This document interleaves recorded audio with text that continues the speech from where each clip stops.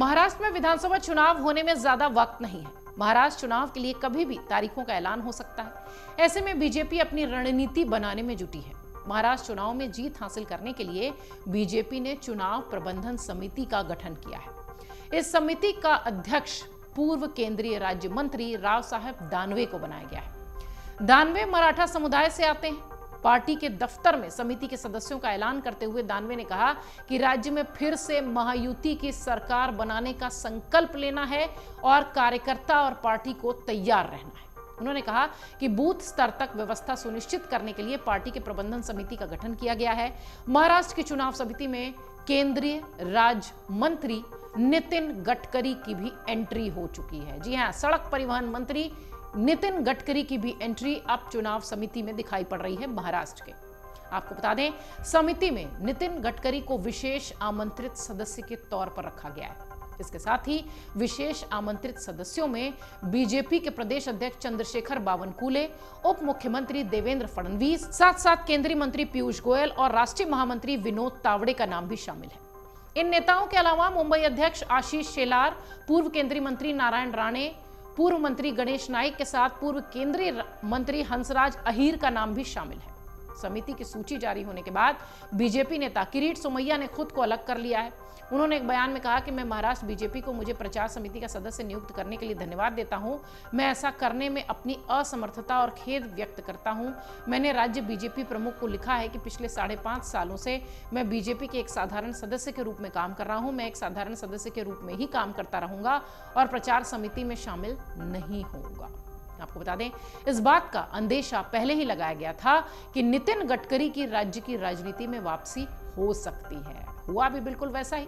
हाल ही में लोकसभा चुनाव में बीजेपी को जिस तरीके से विदर्भ वाले इलाके में बड़ा झटका लगा था, 2024 के लोकसभा चुनाव में बीजेपी को विदर्भ की 10 सीटों में से सिर्फ 2 सीटें मिली थी, तब जबकि 2019 में 10 में से 9 सीटें बीजेपी के हिस्से थी। कांग्रेस ने सिर्फ चंद्रपुर की सीट हासिल की थी। इसी तरह बीजेपी को विधानसभा चुनाव में भी विदर्भ में नुकसान न उठाना पड़े, शायद इसलिए नितिन गडकरी की एंट्री कराई गई है। यहां कुल 62 सीटों में से 2014 में बीजेपी ने 40 से ज्यादा सीटें जीती थी, जबकि 2019 में यह संख्या खिसककर 29 पर आ गई थी। पार्टी का प्रदर्शन विदर्भ में कमजोर होता चला गया। इसलिए पार्टी के मुख्य समूह का यह मानना है कि नितिन गडकरी विदर्भ में पार्टी की चुनावी स्थिति को पुनर्स्थापित कर सकते। विदर्भ सहित पूरे राज्य में पार्टी को मजबूत दिशा मिले, इसी को ध्यान में रखकर पार्टी ने नितिन गडकरी की राज्य की राजनीति में एंट्री कराई है। आपको बता दें, महाराष्ट्र में विधानसभा चुनाव नवंबर में होने की उम्मीद है या हो सकता हो दिसंबर में। चुनाव आयोग की तरफ से जम्मू कश्मीर और हरियाणा विधानसभा चुनाव की प्रक्रिया खत्म होते ही महाराष्ट्र के लिए ऐलान होगा, ऐसी तैयारी है। राजनीतिक जानकारों का यह भी कहना है कि राज्य में 15 नवंबर के बाद और दिसंबर 15 से पहले कभी भी वोटिंग की तारीख आ सकती है। 2019 में बीजेपी शिवसेना के साथ मिलकर लड़ी थी, तब उसे 105 सीटें मिली थी। 14 में बीजेपी अकेले लड़ी थी, तब उसे 122 सीटें मिली थी। बीजेपी का यह कदम ऐसे समय में आया है जब पार्टी ने महायुति सरकार द्वारा शुरू की गई कल्याणकारी और विकास योजनाओं को बढ़ावा देकर मतदाताओं से जुड़ने के लिए राज्य भर में 99,000 से अधिक बूथों तक पहुंचने की योजना पहले से ही शुरू कर दी है। फिलहाल नितिन गडकरी की एंट्री से महाराष्ट्र की राजनीति एक बार फिर सुर्खियों में है।